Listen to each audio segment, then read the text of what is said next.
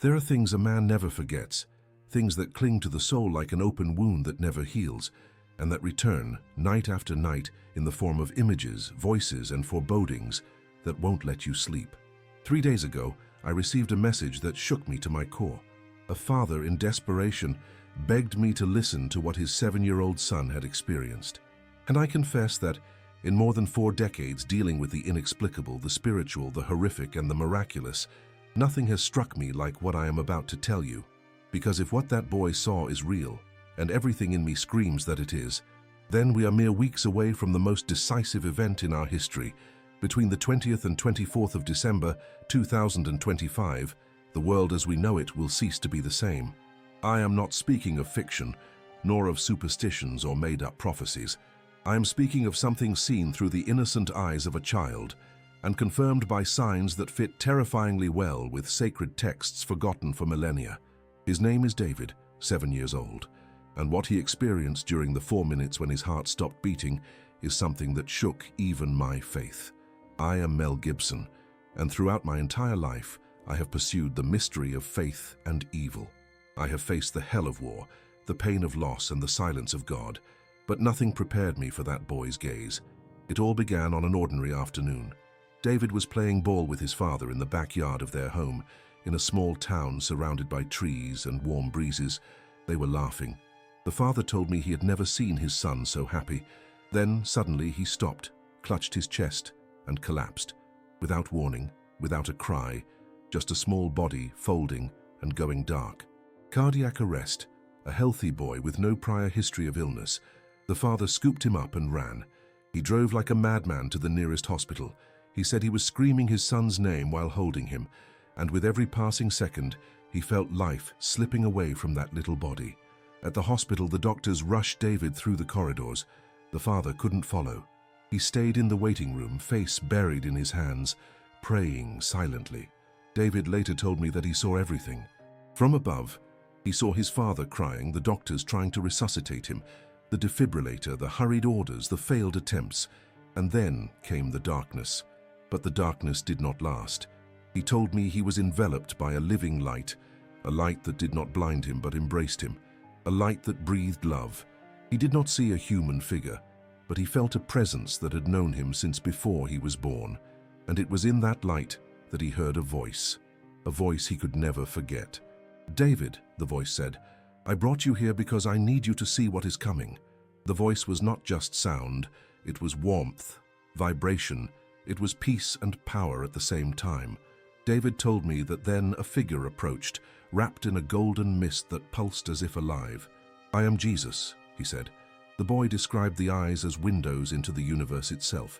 He said he could feel every mistake, every pain, every love of the entire world reflected in them. And yet, what impressed him most was the love. Not a sentimental love, but a force so real it seemed to hold up the very air. Jesus showed him planet Earth seen from space. He showed rivers of golden light rising from human hearts, prayers, connections, hopes. And then a calendar formed before him. It was like a luminous scroll, and on it 5 days began to shine with almost unbearable intensity. The 20th, 21st, 22nd, 23rd, and 24th of December, 2025. "These will be the days of the awakening," Jesus said, "and you must tell the world what is going to happen." On the first day, David saw people stopping, literally stopping. Drivers letting go of the wheel, workers dropping their tools, students rising from their desks. All at once, feeling something in their hearts. A silent call. It wasn't voices, it wasn't visions. It was as if an ancient memory resurfaced inside every soul. Some began to weep, others to laugh, others to fall to their knees. Love swept through them like an invisible wave.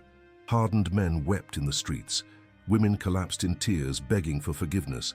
The whole world seemed to awaken to a presence that had always been there, but that no one had noticed anymore. But not everyone reacted that way. Some felt the same call and suppressed it. They turned away, turned on the television, turned up the volume on their headphones, tried to drown the sound of their soul with the noise of the world. Those, Jesus said, were sealing their hearts against the light. On the second day, David saw the churches, and what he saw made him tremble. Some became places of power, filled with golden light and miraculous healings. Pastors wept in repentance. People embraced, the sick rose up, the Holy Spirit manifested visibly like a golden mist. But in others, the opposite happened. Leaders rebuked those who prayed with emotion. They forbade crying, spontaneous praise. They said miracles were fake, that it was all emotional manipulation. And Jesus looked sad. These are the shepherds who have become wolves. They protect their institutions, not my people. On the third day, earthquakes. In unlikely places, in countries with no seismic history. The ground shook, buildings cracked, but in the places where people were praying, nothing happened, as if an invisible hand protected them. David saw reporters trying to explain it, calling it coincidence. But those with spiritual eyes knew. It was God drawing the line between fear and faith. On the fourth day, multitudes were converted. Atheists, criminals, politicians, all touched by something they couldn't explain. People throwing away guns, drugs, dirty contracts. It was as if love cascaded down upon the earth. The harvest had begun, and Jesus smiled. "I have waited a long time for this day," he said, "but I need workers, I need the courageous." Then came the fifth day, Christmas Eve. David saw Jerusalem. An explosion of light burst from the heart of the city and swept across the planet in seconds. Everyone felt it. Some were seized by indescribable peace, others by terror. The same light that healed some wounded others. "The separation is complete," Jesus said. "The wheat and the chaff are now visible." And then the vision began to fade. Jesus placed his hand on the boy's head. "Go back and tell everyone that I am coming back. That darkness will not touch those who have my light within them." David fell through layers of light and woke up in the hospital with his father crying over him. He had been dead for almost 4 minutes, but he had no after effects. No injury, no damage. And what most impressed the doctors, the boy spoke with complete lucidity, remembering every detail. When I sat in front of David for the first time, I felt something I can't explain. I have heard hundreds of testimonies, investigated miracles, lies, well-orchestrated hoaxes, but there was something different about that boy. He wasn't trying to convince me of anything. He spoke calmly, without haste, without the need to be believed. And yet, every word that came out of his mouth seemed charged with a gravity far beyond his years.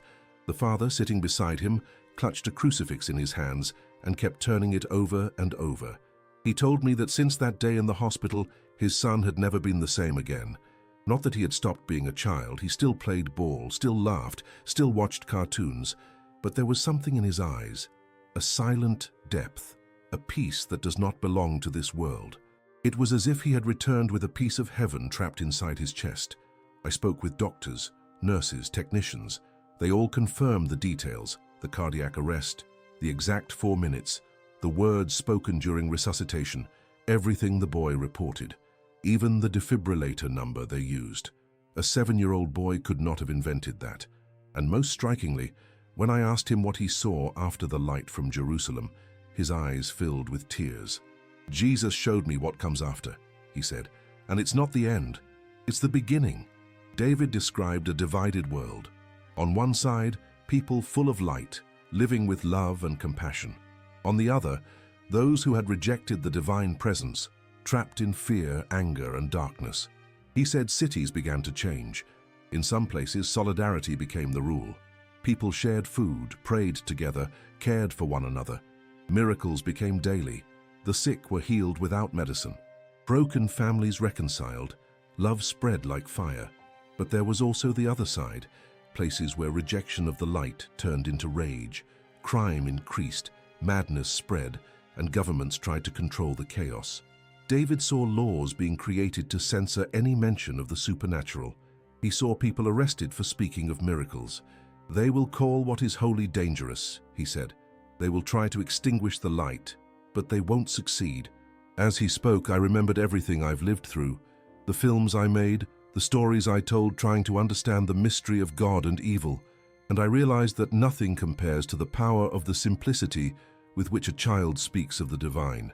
David did not recite doctrines, did not try to preach. He simply told what he saw, and what he saw is something no movie script could ever reproduce. I asked him what Jesus said about the time remaining before these days. He thought for a moment and answered, "He said the time is short, but there is still hope. that everything depends on how people respond to the call before the light arrives. Those words haunt me. The call, the choice, the separation, not as punishment, but as consequence. Because according to what David saw, God does not force anyone. He only shows the truth with such clarity that ignoring it becomes a conscious choice. I have traveled the world for years. I've seen wars, hunger, I've seen faith sold and manipulated, churches turned into businesses and pastors into celebrities, and when the boy described the two churches, the living and the dead, I knew exactly what he was talking about. I have seen it with my own eyes. Places where God is just a pretty name on a facade, but he is not present, where control matters more than love, where form has killed the spirit, and if what he saw is true, all of that will collapse. Not because someone wants to destroy it, but because the real presence of God is fire, and fire does not negotiate with rotten wood. It purifies or it consumes. David also told me something about the children. He said Jesus explained to him that during those 5 days the little ones would be the first to see the angels. Children will feel God's presence before adults, he said. They will say, "Mommy, look at the angel," and many parents won't believe them. But those who do believe will see too. That left me silent.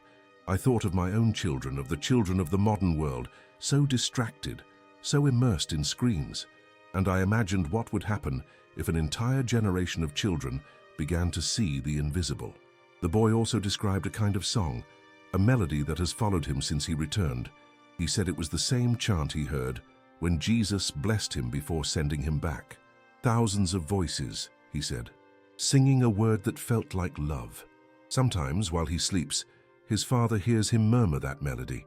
It's as if his soul is still there, between worlds.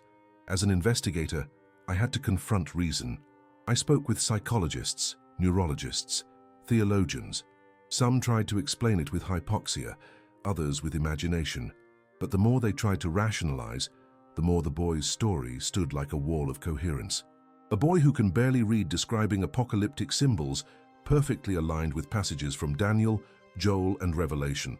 The separation of wheat and chaff, the light in Jerusalem, the final harvest.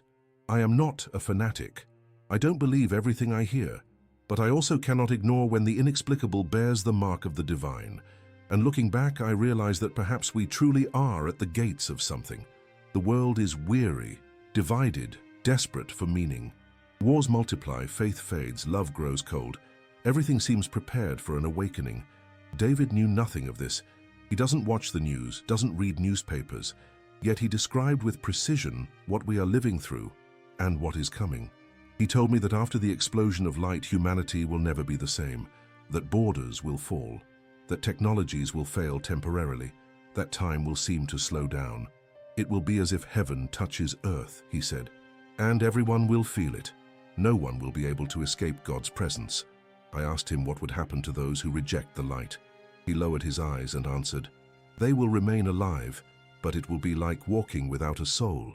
They will hide behind laws and science, trying to explain what they saw, but deep down they will know they lost something that never returns." After that conversation, I went days without sleeping. I replayed every word. I revisited every look. And I decided I had to tell this story, not to frighten but to warn, not to create panic but to awaken. Because if there truly is a time marked between heaven and earth, it is drawing near. The words of Jesus, spoken through that boy, echo in me. Tell everyone to wait for me, but not to wait with folded arms. Tell them to seek me now, to cleanse their hearts, to love truly, to forgive, to reconcile, because when the light comes, what is inside them will become visible. Time is no longer a distant line. It is an invisible countdown.